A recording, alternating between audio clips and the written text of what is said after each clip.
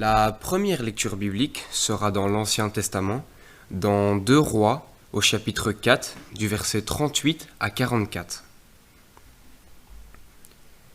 Élisée revint à Gilgal, alors qu'il y avait la famine dans le pays.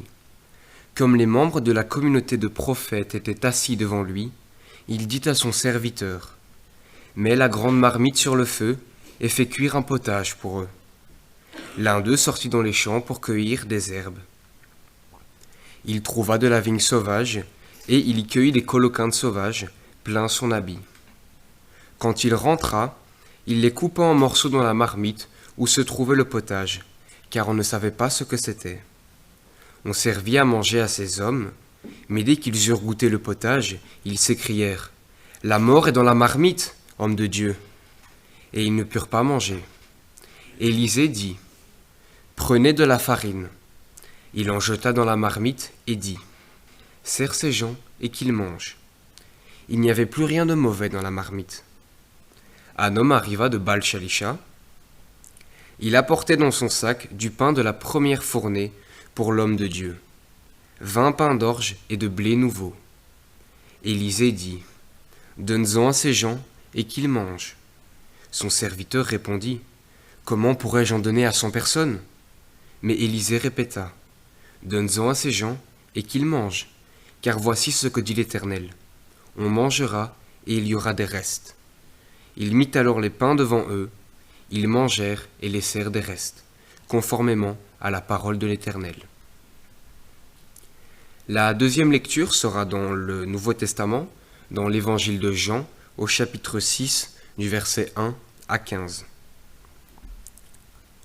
Après cela, Jésus s'en alla de l'autre côté du lac de Galilée, ou lac de Tibériade.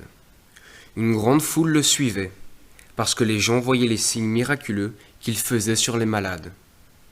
Jésus monta sur la montagne, et là, il s'assit avec ses disciples. Or, la Pâque, la fête juive, était proche. Jésus leva les yeux et vit une grande foule venir vers lui. Il dit à Philippe : « Où achèterons-nous des pains pour que ces gens aient à manger ?» Il disait cela pour le mettre à l'épreuve, car lui-même savait ce qu'il allait faire. Philippe lui répondit : « Les pains qu'on aurait pour 200 pièces d'argent ne suffiraient pas pour que chacun en reçoive un peu. » Un de ses disciples, André, le frère de Simon-Pierre, lui dit : « Il y a ici un jeune garçon qui a 5 pains d'orge et 2 poissons. Mais qu'est-ce que cela pour tant de monde ? » Jésus dit : « Faites asseoir ces gens. » Il y avait beaucoup d'herbe à cet endroit. Ils s'assirent donc au nombre d'environ 5000 hommes. Jésus prit les pains, remercia Dieu et les distribua aux disciples qui les donnèrent à ceux qui étaient là. Il leur distribua de même des poissons, autant qu'ils en voulurent. Lorsqu'ils furent rassasiés, il dit à ses disciples : « Ramassez les morceaux qui restent, afin que rien ne se perde. » Ils les ramassèrent donc, et ils remplirent 12 paniers avec les morceaux qui restaient des 5 pains d'orge, après que tous eurent mangé. À la vue du signe miraculeux que Jésus avait fait, ces gens disaient : « Cet homme est vraiment le prophète qui doit venir dans le monde. » Cependant Jésus, sachant qu'ils allaient venir l'enlever pour le faire roi, se retira de nouveau sur la montagne, tout seul. Amen.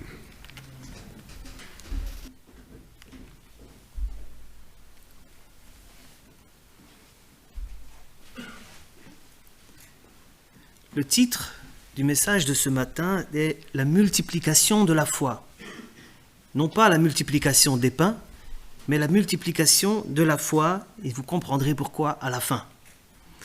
Les premiers chapitres du livre de 2 Rois, c'est-à-dire du chapitre 2 au chapitre 13, évoquent les actes du prophète Élisée, ce que l'on nomme dans les commentaires bibliques le cycle d'Élisée. Donc c'est toute une partie consacrée à Élisée et à ses actions.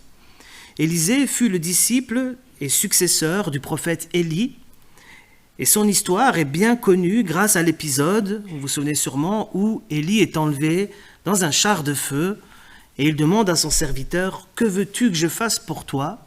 Et son serviteur lui répond « Que je reçoive une double portion de ton esprit. » Certains pourraient penser que c'est de l'arrogance, mais au contraire, c'est de l'humilité. Élisée se rendant compte qu'Élie est un grand prophète, pour accomplir ses actions, il aurait besoin de la double onction que lui-même avait.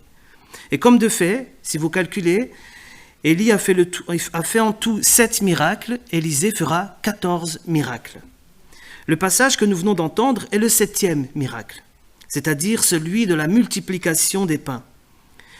On se souvient qu'au début de ce chapitre, Élisée avait déjà opéré ce genre de miracle par la multiplication de l'huile chez la veuve afin de pouvoir payer les dettes de celle-ci. Et le deuxième texte que nous avons entendu est celui de la multiplication des pains et des poissons dans l'évangile de Jean, mais cette fois-ci opéré par Jésus. Jésus, lui, est beaucoup plus fort qu'Élisée, il nourrit plus de personnes. Cette expérience miraculeuse est celle qui a laissé le plus gros souvenir dans la mémoire des apôtres, car elle est racontée en tout 6 fois dans les évangiles. 1 fois dans chaque évangile, et 2 fois chez Marc et 2 fois chez Matthieu. C'est très intriguant, et je vous encourage à lire les 6 versions, parce qu'on voit que c'est quelque chose qui a marqué leur mémoire. Et les miracles d'Élisée et de Jésus ont certains traits en commun, bien sûr. Je suis sûr qu'à la lecture, certains petits drapeaux se sont levés dans votre tête, mais il y a également des grandes différences entre les deux. Et une de ces différences se trouve dans la manière dont ceux-ci ont opéré ce miracle. Alors qu'Élisée prononce un oracle du Seigneur particulier, tel que « Ainsi parle le Seigneur, on en mangera et il en restera », Jésus, lui, reçoit les pains, tranquillement. Il demande à la foule de s'installer, il prend les pains et les poissons et il fait une prière. Et dans cette prière, il ne demande pas de multiplier les pains, mais il rend grâce à Dieu pour les quelques pains qu'il possède. Et en rendant grâce pour ce qu'il a, automatiquement Dieu multiplie. Et c'est suite à cette action de grâce de ces quelques pains qu'il possède que le pain sera distribué et qu'il a été suffisant pour nourrir toute la foule. Mais derrière ce récit de miracle de la multiplication des pains se cache quelque chose d'important, l'importance de la reconnaissance de ce que nous avons, même si ce que nous avons paraît peu au regard des besoins.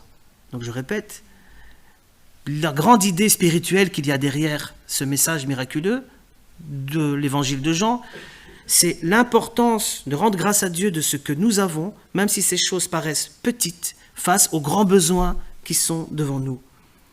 Car il ne faut pas être fort en mathématiques pour se rendre compte qu'il y a un problème dans l'addition. Dans le premier texte, nous avons 20 pains pour 100 personnes. Et dans le deuxième texte, 5 pains et 2 poissons pour 5000 hommes, sans compter les femmes et les enfants. Les gens qui se trouvaient autour d'Élisée et autour de Jésus ont eu la même réaction. Il y a un manque de logique dans l'histoire, d'où mon premier point, l'addition illogique. L'addition illogique. Dans notre quotidien, nous vivons souvent selon des règles et des logiques humaines, et c'est normal, où les chiffres et les ressources matérielles semblent définir nos possibilités et nos limites. Cependant, les Écritures nous rappellent que la logique de Dieu, elle transcende, elle surpasse nos compréhensions humaines, transformant ce qui semble insuffisant en une abondance débordante. C'est ce que j'appelle l'addition illogique de Dieu, une logique qui défie nos attentes et nos calculs. On ne va pas faire des maths, hein. Je vois que vous me regardez. Dans notre quotidien, nous vivons souvent selon des règles. Élisée, ici, est face à une famine et dispose de ressources extrêmement limitées, donc, comme je le disais, 20 pains d'orge pour 100 hommes. Et selon notre compréhension et notre logique, cette quantité est dérisoire et insuffisante. Mais Élisée, obéissant à la parole de Dieu, ordonne de distribuer ce pain. Miracle, non seulement tous mangent à satiété, mais il en reste même des fragments. Ainsi, 20 pains pour Dieu, 20 pains plus 100 hommes égale satisfaction et surplus. Et cette équation illogique démontre que lorsque Dieu intervient, la rareté se transforme en abondance. Jésus, lui, de son côté, est face à une foule immense, environ 5000 hommes, comme je le disais, sans compter les femmes et les enfants, avec seulement 5 pains et 2 poissons.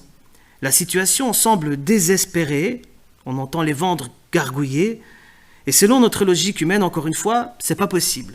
D'ailleurs, ça a été la réaction de ceux qui l'entouraient.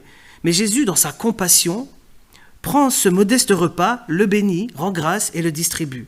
Non seulement, comme pour Élisée, toute la foule est nourrie, mais 12 paniers de restes sont recueillis. Je n'entre pas dans les détails, il y a tous des chiffres symboliques là derrière, avec les 12 tribus, les 12 paniers. Il y a toute une histoire riche qu'on pourrait voir, mais nous n'avons pas le temps de voir ça ce matin. Non seulement, comme je l'ai dit, toute la foule est nourrie, et il reste 12 paniers. Ainsi, 5 pains plus 2 poissons, plus 5000 personnes, égale abondance et surplus. Cette addition illogique révèle encore une fois que dans les mains de Jésus, nos modestes offrandes peuvent être multipliées au-delà de nos espérances. Donc je répète, pour Jésus, nos modestes offrandes, grâce à sa grandeur et à sa divinité, peut multiplier ce que nous lui apportons pour nous, mais également pour les autres. Et ces miracles nous enseignent que donc, la logique de Dieu ne suit pas nos règles arithmétiques, notre compréhension limitée et cartésienne. Lorsque nous faisons confiance à Dieu et lui offrons ce que nous avons, même si cela semble insignifiant, même si ce que je possède est rien du tout, il peut accomplir des merveilles. Dans une société dans laquelle nous vivons, souvent marquée par l'insuffisance, la compétition pour les ressources, ces récits nous rappellent que notre Dieu est un Dieu d'abondance et que tous seront rassasiés. C'est lui qui le dit, tous seront rassasiés, ce qui m'amène au prochain point, tous seront rassasiés. Rassasiés, ok, mais rassasiés de quoi? Dans un monde, comme je le disais, marqué par la pénurie, la faim, le besoin, la promesse de Dieu d'abondance pour tous est une source d'espoir et de foi inébranlable. Rassurez-vous, je ne suis pas en train de prêcher un évangile de prospérité. Je ne suis pas en train de dire que Dieu nous rendra riches en abondance et que nous n'aurons jamais de problème et que nous aurons toujours un frigo plein parce que Dieu fera multiplier toutes choses. Je ne suis pas du tout en train de dire ça. Au contraire, je prêche un évangile de reconnaissance, de rendre grâce à Dieu pour ce que nous avons, aussi petit soit-il. Tout comme Jésus a rendu grâce pour ce qu'il avait devant Dieu, nous aussi rendons grâce pour ce que nous avons devant Dieu. Nous sommes appelés à rendre grâce pour ce que nous avons déjà. Et l'apôtre Paul, d'ailleurs, est un bel exemple. Il dira en Philippiens 4,12 « Je sais vivre dans l'humilité et je sais vivre dans l'abondance. En tout et partout, j'ai appris à être rassasié et à avoir faim, à être dans l'abondance et à être dans la disette. » Mais derrière ce miracle de Jésus, raconté 6 fois, nous pouvons trouver une petite pépite spirituelle. C'est qu'au-delà du miracle de la multiplication de la foi, multiplication des pains, le miracle matériel, il y a un miracle spirituel. Et comme nous l'avons chanté, l'homme ne se nourrira pas seulement de pain, mais de toutes paroles qui viennent de Dieu. Grâce à la mort, la résurrection du Christ et à l'envoi de son Esprit Saint, nous avons l'assurance, comme certains l'ont prié tout à l'heure, que nous serons toujours tous nourris et rassasiés par Dieu. Encore faut-il le vouloir, bien sûr. Ce miracle est un puissant rappel que Jésus est le pain de vie. Celui qui comble nos besoins spirituels les plus profonds, tous seront rassasiés, signifie que ceux qui viennent à Jésus, encore aujourd'hui, trouveront la satisfaction de leur âme. C'est une plénitude qui surpasse toute attente. Dans l'abondance et dans la disette, je peux dire, je suis rassasié, Seigneur, je te rends grâce pour ce que j'ai. Lors de son sermon sur la montagne, Jésus prononça ces paroles, « Heureux ceux qui ont faim et soif de la justice, car ils seront rassasiés. » La satiété n'est pas seulement un ventre plein, même si c'est toujours agréable de bien manger.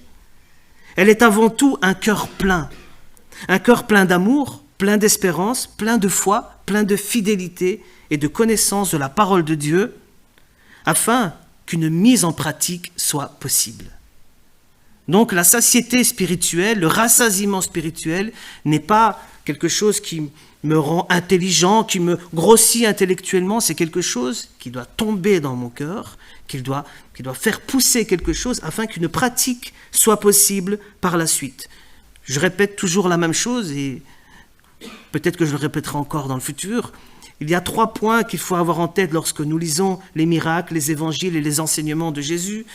Il faut que ça touche la tête, c'est-à-dire que je pense avec raison, raisonnablement, que ça touche mon cœur, qu'il y ait une transformation personnelle et que cela touche ma main également, afin qu'il y ait une crédibilité et une action qui se voit autour des autres.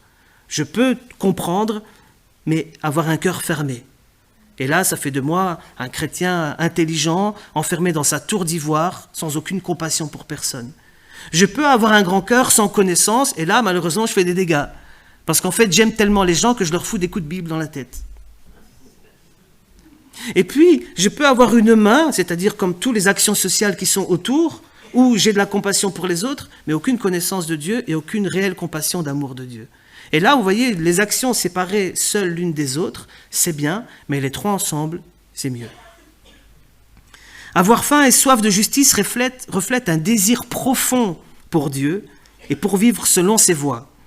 Il y a donc un appel à vivre une vie transformée par Dieu, premièrement, afin de pouvoir transformer nos relations, nos perspectives de vie et parfois la vie des autres. Ce qui m'amène au dernier point, apportons nos pains et nos poissons. Apportons nos pains et nos poissons.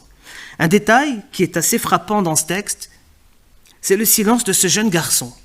Ce jeune garçon parmi la foule qui n'a rien demandé à personne et on lui pique ce qu'il avait.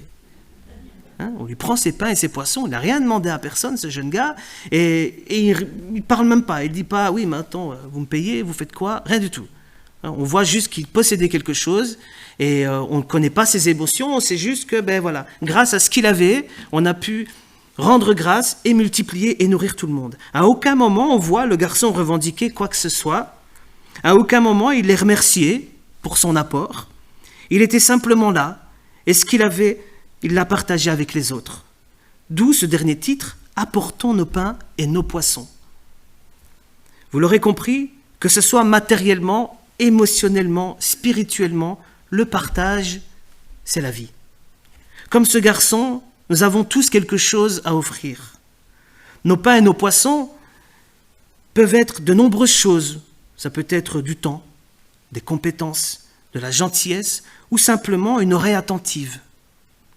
Lorsque nous apportons ce que nous avons, aussi petit soit-il, Dieu peut le multiplier pour le bien de notre communauté, pour le bien de notre société, pour le bien de nos familles, de nos voisins, de nos collègues, et j'en passe. Apporter ce que nous avons signifie répondre aux besoins des autres avec ce que nous possédons. Nous ne nous rendons pas compte à quel point un acte de générosité, aussi petit soit-il, peut avoir un impact profond et transformateur chez celui qui le reçoit. Ne fût-ce qu'une parole d'encouragement dans un moment précis, dans une situation de vie. Combien de fois nous ne nous sommes pas trouvés dans des situations de questionnement et où quelqu'un bienveillant vient et nous pose une main sur l'épaule et nous dit simplement « ça va aller, prends courage, ça ira bien » et qu'à partir de cette parole, à partir de ce point de bascule, notre journée change et nos perspectives de journée ont complètement changé. Bénissons Dieu pour ces personnes qui voient le besoin chez les autres, ces personnes qui voient le manquement chez quelqu'un, ces personnes qui sourient tout le temps. Vous avez vu, c'est communicatif. Je vais rester comme ça. Voilà, vous voyez, un sourire renvoie un sourire, c'est automatique et c'est gratuit. Spirituellement, c'est aussi offrir notre consécration à Dieu, nos prières et notre soutien spirituel, que ce soit pour la communauté, pour nos familles, pour nos amis, en priant pour ceux qui traversent des difficultés, en offrant des paroles d'encouragement et en montrant de l'amour inconditionnel. Nous participons à l'œuvre de Dieu. Nous devenons des instruments de sa paix et de sa bonté, permettant à sa lumière de briller à travers nous. Le geste de ce jeune garçon nous rappelle que Dieu ne cherche pas la grandeur de nos dons, mais la générosité sincère de nos cœurs. En mettant ce que nous avons entre les mains de Jésus, nous permettons à Dieu de faire des miracles au-delà de nos attentes. Nos modestes contributions, offertes avec foi et amour, peuvent parfois être l'essentiel pour celui qui le reçoit. Ça m'amène vers une conclusion. En réfléchissant sur les récits de la multiplication des pains par Élisée et par Jésus, on peut comprendre que la foi et la générosité transcendent nos compréhensions et nos logiques. Parfois, on se dit, cette personne est tellement en détresse que ça ne sert à rien que je l'aide, elle a besoin de beaucoup plus que ça. Croyez-moi que ce n'est pas vrai. Un geste, une main tendue, une embrassade, une parole d'encouragement peut changer la vie de quelqu'un. Le but, ce n'est pas de donner à quelqu'un ce dont il a besoin, mais c'est de lui rendre l'espérance au travers une dignité humaine, un nouveau départ, un nouvel espoir. Ces miracles nous enseignent que Dieu peut accomplir l'impossible tant matériellement que spirituellement. La foi en l'addition illogique de Dieu nous invite à dépasser nos calculs rationnels et à croire en son abondance. La promesse que tous seront rassasiés va au-delà de la satisfaction matérielle, même si c'est important. Elle appelle à une plénitude spirituelle où chaque croyant trouve son repos en Dieu. Être rassasié me permet par la suite de pouvoir donner à Dieu et aux autres. Peu importe la contribution, comme je le disais, un simple sourire accorde de l'importance à celui qui le reçoit. Alors, je terminerai par un encouragement. Nous qui avons déjà tout reçu, au-delà de nos espérances par le sacrifice ultime de Jésus, nous accordons une place auprès de lui, nous appelant comme ses enfants en tant qu'héritiers et co-héritiers du royaume de Dieu. Engageons-nous à partager nos dons, à apporter ce que nous avons avec foi et amour, et permettons à Dieu de faire des miracles au-delà de nos attentes. Et que notre partage soit un acte concret de l'amour de Dieu que nous avons les uns pour les autres. Et que notre foi soit un témoignage vivant de l'abondance et de l'amour de Dieu pour tous. Comme j'aime le faire, j'appelle ça un évangile pratique. C'est vrai que c'est des choses qu'on sait. On le sait, on le connaît depuis tout le temps. Il faut partager, il faut donner et il faut continuer à le faire. C'est-à-dire que ce message doit être entendu tout le temps, il doit être répété. Pas parce qu'il faut donner, parce qu'une mauvaise compréhension de ce message peut tordre les textes et amener vers une hérésie totale. Ce qui est important, c'est de se rappeler que nous avons tellement reçu. Il faut se rendre compte, premièrement, de ce que nous avons reçu afin de pouvoir donner avec générosité. Que le Seigneur soit béni. Amen.